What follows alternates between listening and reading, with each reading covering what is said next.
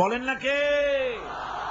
এই মানুষগুলো যেন পথ হারাইয়া না যায়, অন্ধকারের ভেতরে তারা যেন দাঁত মুখ না ভাঙ্গি, কোন মুসিবতে যেন মানুষ না পড়ে, চলার জন্য আল্লাহ পাক নূর দিয়া দিলেন, আলো দিয়া দিলেন। আল্লাহ পাক বলেন, قد جاءكم من الله نور وكتاب مبين। আমি আল্লাহর পক্ষ থেকে তোমাদের জন্য এসেছে আলো। এই নূর কি? হুজুর।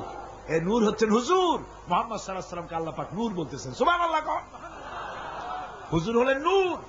قد جاءكم من الله نور, আমি আল্লাহর পক্ষ থেকে তোমাদের জন্য নূর এসেছে। হাত দিয়েছি একখানা কিতাব। কি দিলাম? কিতাব দিয়েছি। নূর দিলাম, এমন নূর, এমন নূর দিয়েছি। কোরআনে কারীমের মধ্যে আল্লাহ রাব্বুল আলামিন হুজুর কি সিরাজাম মুনীরা বললেন। প্রদীপ্ত উজ্জ্বল একটা প্রদীপের সঙ্গে তুলনা করলেন। সূর্যের সাথে নয়, চাঁদের সাথে নয়, তারার সাথে নয়, হুজুরকে তুলনা করলেন একটা প্রদীপের সাথে, চেরাগের সাথে। তার মানে হলো সূর্যের আলো যত বেশি হোক, সূর্য কিয়ামত পর্যন্ত যদি চেষ্টা চালায়, নতুন আর একটা ছোট্ট সূর্যের জন্ম দিতে পারবে না। চাঁদ যত সুন্দর তার আলো হোক না কেন, কিয়ামত পর্যন্ত যদি চেষ্টা চালায়, ছোট্ট আর একটা চাঁদের জন্ম দিতে পারবে না। কথা ঠিক কিনা কন? কিন্তু আপনি চিন্তা করেন, এই চট্টগ্রামে প্যারেড ময়দানের কাছে কারো বাড়িতে একটা মোমবাতিতে আলো জ্বলতেছে, সারা চিটাগং আর কোথাও আলো নাই। চট্টগ্রামের মানুষগুলি তারা জানলো প্যারেড ময়দানের কোনায় একটা বাড়িতে একটু আলো আছে। সবাই যার যার চেরাগ নিয়ে ছুটলো আপনার বাড়ি থেকে আলো নেবে। আপনি কি ভয়ের চোটে আলো নিয়ে পলায় যাবেন নাকি? তারা সবাই মিলে যদি আপনার চেরাগ থেকে আলো নেয়, আলো কি কমে যাবে নাকি? আগুন কি কমে যাবে নাকি? সারা বাংলাদেশের মানুষ নদীতে যদি ওই একটা চেরাগ থেকে আলো নেয়, তাতে কি আলো কমবে নাকি? সারা পৃথিবীর মানুষ যদি নেয়, তাও কি কমবে নাকি? আল্লাহ রাব্বুল আলামিন বলেন, হাবিব আপনাকে আমি জ্ঞানের আলো বানাই দিলাম পৃথিবীর বুকে, কিয়ামত পর্যন্ত এই আলো বিকিরণ হবে, এই আলোতে কম পড়বে না। জোরে বলেন সুবহানাল্লাহ। জ্ঞানের আলো। কিসের আলো? ওহীর জ্ঞান। সেই জ্ঞান কোন জ্ঞান? ওহীর জ্ঞান। আল্লাহ পাক নবীকে নূর বানালেন, নূর বানিয়ে পাঠিয়ে দিলেন তাকে। এই দুনিয়ার বুকে নবীদেরকে জ্ঞান দিয়েছেন আল্লাহ সুবহানাহু ওয়া তাআলা। জ্ঞান দিলেন কে? আল্লাহ পাক। সাধারণ নেতা আর নবীরাও নেতা। পার্থক্য হলো, সাধারণ নেতারা তারা কথা বলে নিজস্ব মন মস্তিষ্ক দিয়ে, আর নবীরা কথা বলেন আল্লাহর কথা। নবীরা কার কথা বলেন? আল্লাহ পাকের কথা বলেন। আর সাধারণ যত নেতা আছে, এ সবাই কথা বলে যাদের নিজস্ব মন মস্তিষ্ক প্রসূত কথা। যার জন্য দেখুন হযরত ইব্রাহিম আলাইহিস সালাম তার আব্বাকে ডেকে বললেন, ইয়া আবাতি ইন্নী ক্বাদ জাআনি মিনাল ইলমি মা লাম ইয়াতিকা ফাত্তাবি'নি আহদিকা সিরাতান সাবিয়্যা। হে আমার পিতা, হে আমার আব্বাজান, আমার কাছে এমন ইলম আছে, আমার কাছে এমন এক ইলম এসেছে যে ইলম আপনার কাছে নাই।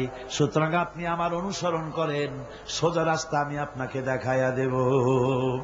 আমার কাছে যে জ্ঞান আসছে, সেই জ্ঞানটা কার? সে জ্ঞানটা কার? আল্লাহ পাকের। লূত আলাইহিস সালামকে আল্লাহ পাক বলেছেন, আমি তাকে আমার পক্ষ থেকে ইলম দিয়েছি, হিকমত দিয়েছি। এভাবে প্রত্যেক নবীর কাছে ইলম আর হিকমত গিয়েছে কার কাছ থেকে? আল্লাহ পাকের কাছ থেকে। আল্লাহ পাকই হচ্ছেন সমস্ত নবীদেরকে জ্ঞান দান করেছেন, আর নবীকে বানিয়েছেন বিশ্ব নবী।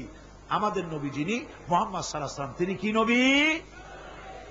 আল্লাহ পাক কোরআনে কারীমের মধ্যে বলেছেন, কুল ইয়া আইয়ুহান নাসু ইন্নী রাসূলুল্লাহি ইলাইকুম জামিআ। আল্লাহ রাব্বুল আলামিন বলেন, হে নবী আপনি বলে দেন, এই পৃথিবীর সমস্ত মানুষের জন্য, তোমাদের সকলের জন্য আল্লাহ আমাকে রসুল বানিয়ে পাঠিয়েছেন। আমি তোমাদের সকলের জন্য রসুল, সবার জন্য। এই পৃথিবীতে আকাশে জমিনে আল্লাহ যা বানাইছেন সব কিছুর উপরে আমি রসুল। আর বিশ্ব নেতা, বিশ্ব নবী হওয়ার জন্য যা কোয়ালিটি থাকা দরকার, সব কোয়ালিটি আল্লাহ হুজুরকে দিয়েছিলেন। দেন নাই? জোরে বলেন, দেন নাই? আচ্ছা আপনারা বলেন তো, হুজুর কোন মাদ্রাসা থেকে টাইটেল পাস করছিলেন? হুজুর কি ফাজেল পাশ করছিলেন? আলেম দাখিল মেট্রিক পাশ করছেন? এমএ বিএ কিছু পাশ করেন না। হুজুর তো লেখাপড়াই জানতেন। হুজুর লিখতেও জানেন না, পড়তেও জানেন না, এমনকি নিজের নাম সই করতেও পারতেন না। তাই বলে হুজুর কি মূর্খ ছিলেন? নাউযুবিল্লাহি মিন যালিক। রাসূলকে যদি কেউ মূর্খ মনে করে, তার মতো মূর্খ আকাশের নিচে জমিনের উপর আরেকটা হতে। এবার শুনুন নবীজি নিজে কি বলেন।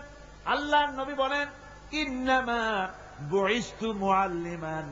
নবীজি বলেন, শুনে রাখো, আমি পৃথিবীতে প্রেরিত হয়েছি একমাত্র শিক্ষক হিসাবে। জোরে বলেন সুবহানাল্লাহ।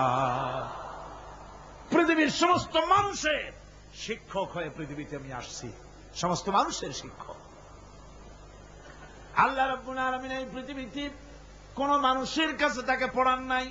তার কারণ হলো মানুষ তার নিজস্ব জ্ঞান দিয়ে তাকে জ্ঞান দান করবে। সেই জ্ঞান দিয়ে রাসূল কি করবেন?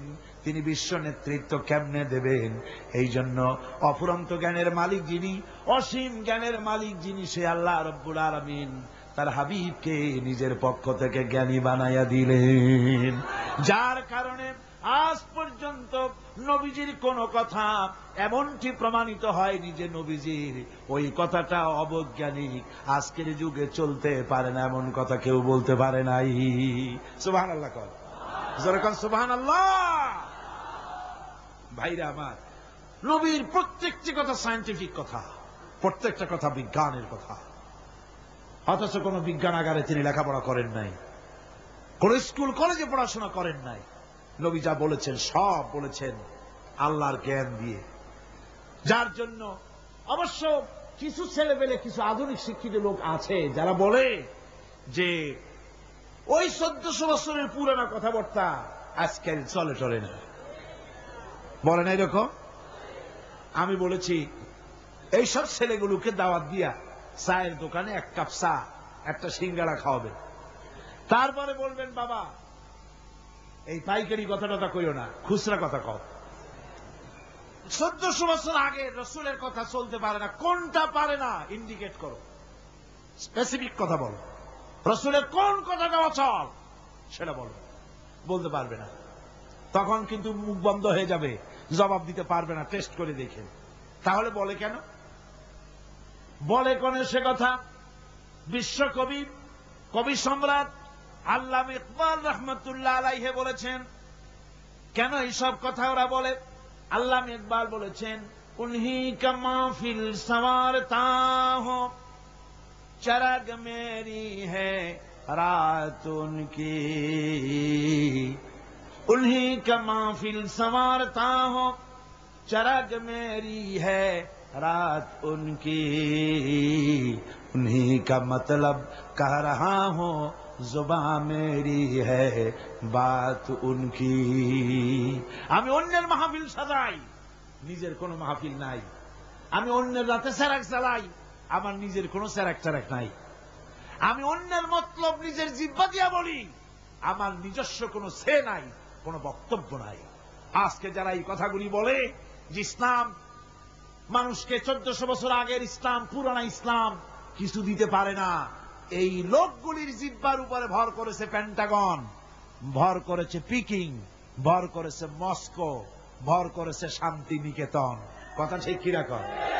জোরে বলেন ঠিক কিনা? আল্লামা ইকবাল, আল্লাহ তাকে জান্নাতুল ফেরদাউস নসিব করুন। জোরে কোন আমিন। আমি ওনার ছবি দেখে আমি ওনার দারুণ ভক্ত। পৃথিবীতে যত কবির কবিতা আমি পড়েছি, আল্লামা ইকবাল আমার প্রিয় কবি। আমি ওনার ছবি দেখে চিন্তা করছি, এইরকমের দাড়ি কামানো মানুষ, এইরকমের মোছওয়ালা মানুষ, এত সুন্দর